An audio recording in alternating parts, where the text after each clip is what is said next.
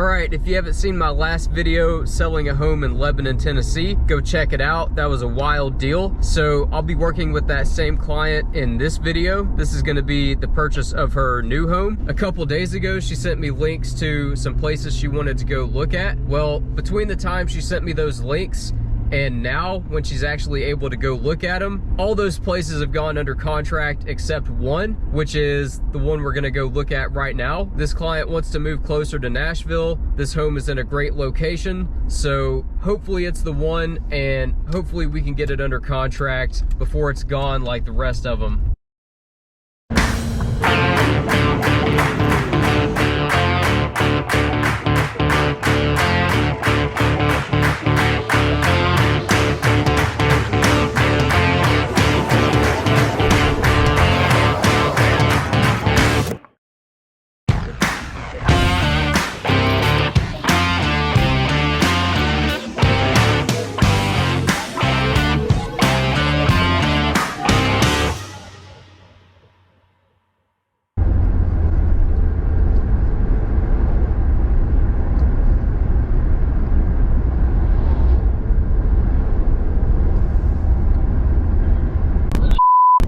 Hey, this is Derrick Harding. Just got done showing your drive.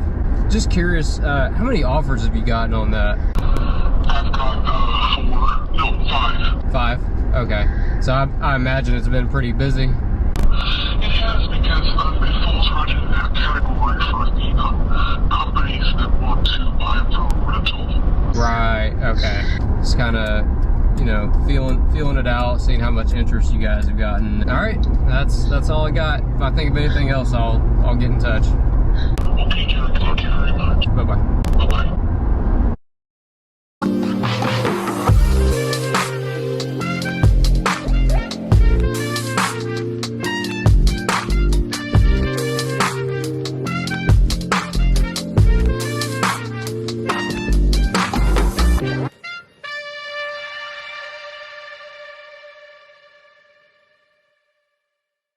All right, it's the next morning, and I just got word from the agent that unfortunately our offer was not accepted, but sounds like there's not a whole lot we could have done. She said the offer they accepted was an all cash offer. If you're using a loan, those cash offers can be tough to compete with. Not impossible, but they can be really tough because, of course, cash deals can close a lot quicker. They don't require an appraisal. Just overall, cash deals are easier deals. She said it was one of those rental companies, which I've sold a few houses to those companies. Basically, what they do is they come in with a decent cash offer, beat out all the other buyers, and as soon as they close on the place, they put it right back on the market for rent. I've done deals with them. I know how they operate, and those offers can be tough to compete with. So I let my client know, and she was disappointed but not discouraged. We're going to keep looking, and like I tell all my clients when a deal falls through, when a deal doesn't work out, there's usually a reason, and you're probably going to find a place that suits you even better than that did. You know, if it doesn't work out, then it wasn't meant to be. I have confidence that we're going to find something, and find something even better than this place. So all we can do now is keep looking. All right, it's a few days later. Me and my client have been watching the market, waiting for homes to pop up that she likes. And today we found a home that's in the perfect location. She likes everything about it. And in these last few days of looking, my client has seen how quickly homes are going under contract. So when she saw this home hit the market, she said, I'm seriously considering sending an offer sight unseen. However, I do want to see the property condition disclosure first, which is basically what it sounds like. It's a form that the sellers fill out where they go into detail about the condition of the property. So I've requested that form from the listing agent. I should be getting it shortly. So I may be writing up an offer for this place here in a little bit. All right, it's a little while later. The property condition disclosure looks good. My client has decided that she wants to go ahead and send in an offer, totally sight unseen. Because this is a nice home in a desirable location, we already know we're going to be competing against multiple offers, so we've come up with a plan.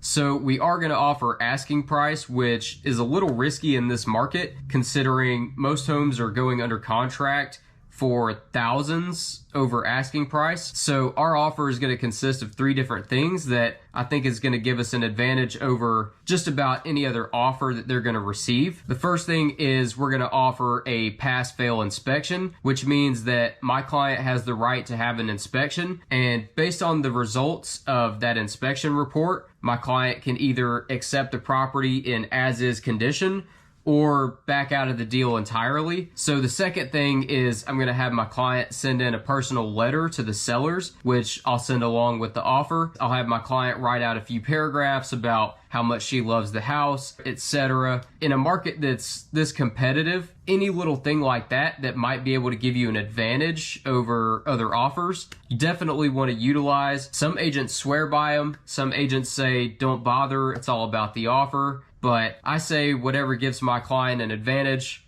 we're going to use that. So the third thing that I think is going to give us an advantage over any other offer is something known as a temporary occupancy agreement. In my talks with the listing agent of this house, she said that her clients are still looking for their next house to buy. And so we're going to use that to our advantage. So what we're going to offer is, even after closing, that my client is going to let them still stay in the house for up to 12 weeks while they're still trying to find another house to buy. So basically these sellers will be renting it from my client. They'll be paying her a few $100 a week until they're able to close on a new house and move out. So pass-fail inspection, letter to the seller, and temporary occupancy. I think those 3 things combined are going to give us an advantage over any other offer, even offers over asking price. I think ours is still going to be more appealing. We'll see what happens.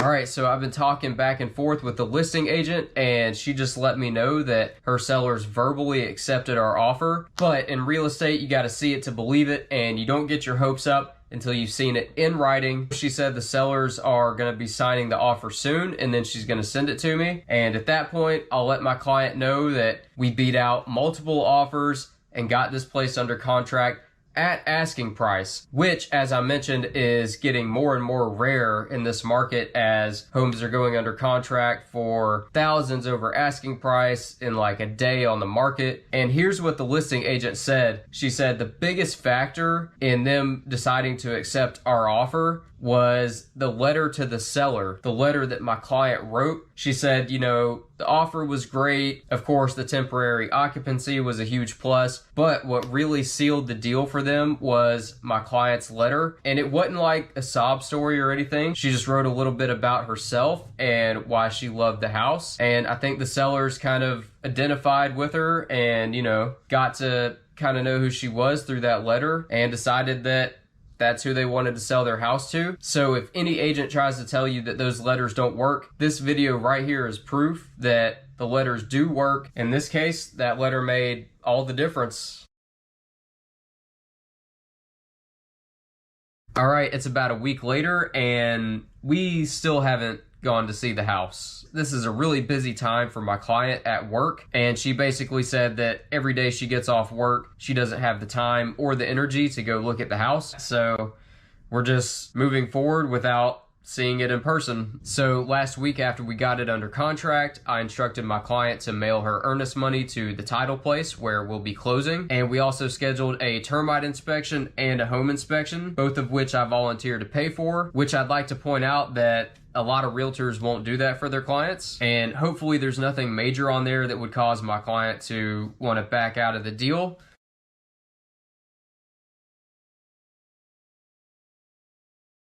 Looking over the home inspection report, it's all pretty minor. I mean, there's a few things on there that if we ask them to repair, it could be in the thousands, but overall, it's pretty minor stuff. It's all pretty common stuff that I see all the time on home inspection reports. So my client's looking over both reports right now, and she's gonna let me know if she feels comfortable moving forward, accepting the property as is.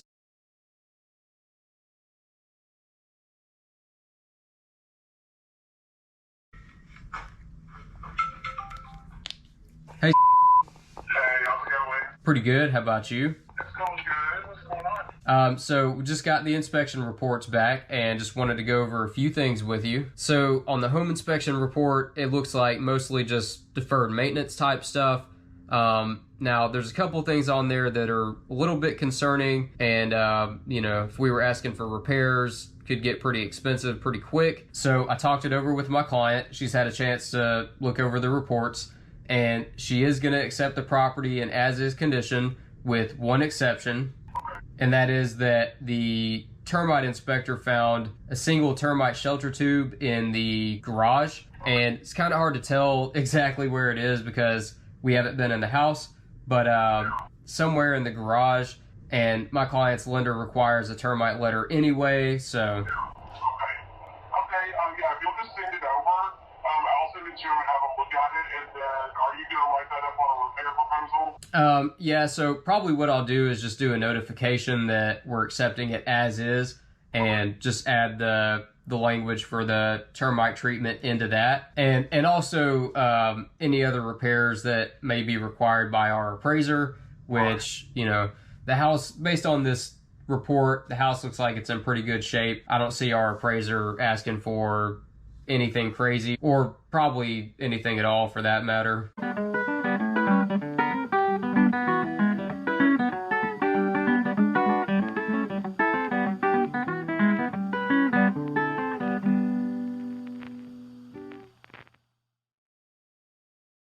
All right, so right now I'm on my way to meet my client at the house that she's had under contract for like 2 weeks. I mean, we're halfway through the deal and neither one of us have seen it in person. A lot of times when you see a house in person, it can look totally different from what it looks like in the pictures. It can basically be like profile picture versus reality. It can be nerve-wracking to have a place under contract and then going and seeing it with your client for the very first time, because it's either gonna live up to their expectations and be everything that they were imagining, or it can be totally different from what they pictured, like what the house smells like, how clean is it. Just little stuff like that can make a huge difference in whether your client loves it or hates it. So I'm really hoping she loves it in person.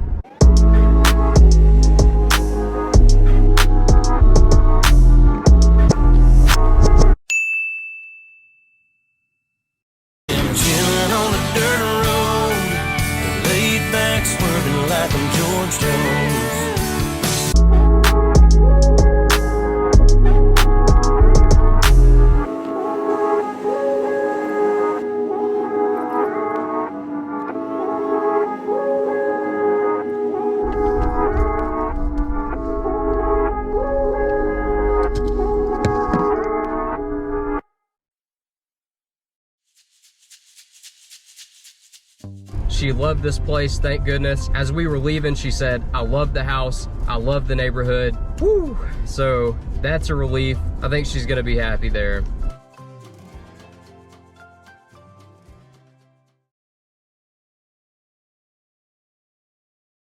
All right, so we're a few days out from closing and we've hit a bit of a speed bump. Nothing real major, but it could potentially delay the deal, which my client would not be happy about. Basically what happened is on the appraisal report, the appraiser erroneously marked that this is a new construction house, which it's not. And so the lender saw that, kicked it back, and now the appraiser is having to do a revision, which shouldn't take that long, but we're already on a tight schedule to get this closed on Monday. And if this appraisal situation delays it even by a day, then we're gonna have to delay the closing, which would not be the end of the world, but my client really wants to close on Monday. So I'm calling the appraiser's office, I'm calling the lender, making sure that everybody's doing what they're supposed to do when they're supposed to do it, and just encouraging everybody to hustle and get it done. And please let us be able to close on Monday.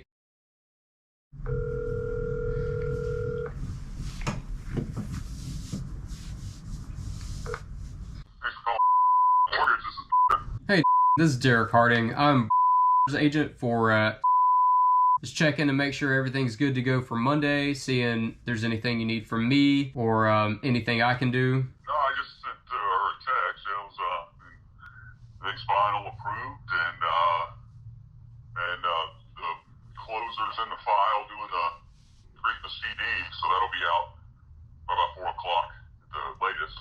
I'll tell you, I cannot believe that this is going to happen given the appraisal. Yeah, man, I appreciate your guys' efforts. I know this was a bit of a last minute, unexpected struggle, so yeah. I really appreciate you guys being on top of it and handling it. No, I'm really happy for her, because yeah, everything looks good. Everything looks good on it, so we're kind of made it through the last second, which is nice. So. All right, I appreciate it, and once again, if there's anything you need from me or if there's anything I can do, I'm easy to get a hold of. Got all my info, so feel free to give me a shout anytime. Okay, all right, will do. Thanks for calling. All right, sounds like we are back on track to close Monday.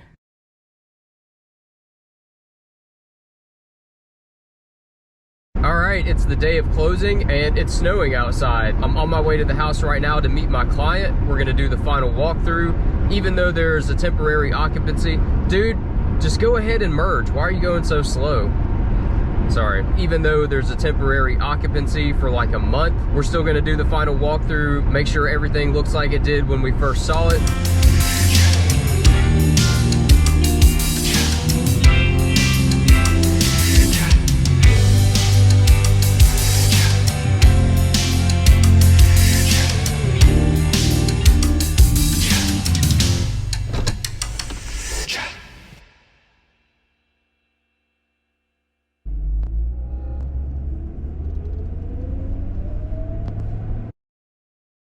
All right, my client got her measurements and everything she needs, so now it's off to the closing.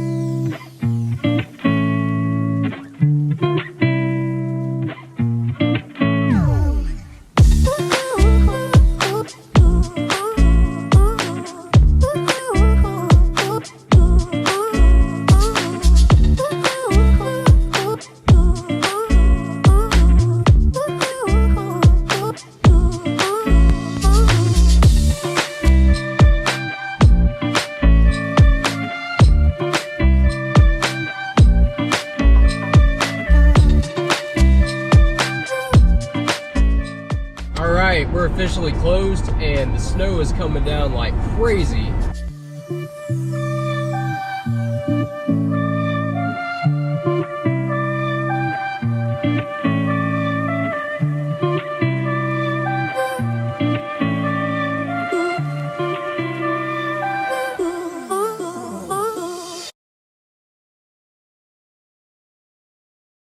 So earlier today, my office let me know that my check was ready. So I went and picked it up, took it to the bank to cash it so I can show you guys. So the total sales price on this place was $265,000. My commission was 3%, which totals $7,950. And then my office takes out their 20%. So my total take home on this one is $6,360. Everybody's happy, and that's what's most important at the end of a deal. I'm about to go make a deposit. So thanks for watching, and I'll see you guys next time.